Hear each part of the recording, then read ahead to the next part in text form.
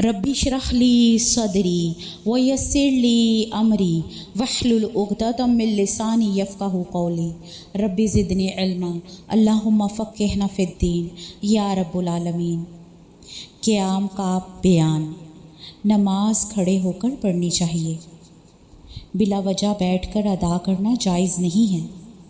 اللہ تعالیٰ نے فرمایا سورۃ البقرہ 238 میں وَقُومُوا لِلَّهِ قَانِتِينَ، اور اللہ کے لیے فرما بردار ہو کر کھڑے رہو۔ اور رسول اللہ صلی اللہ علیہ وآلہ وسلم نے فرمایا کھڑے ہو کر نماز پڑھو، طاقت نہ ہو تو بیٹھ کر پڑھ لو، اس کی بھی طاقت نہ ہو تو پھر پہلو کے بل لیٹ کر نماز ادا کرو۔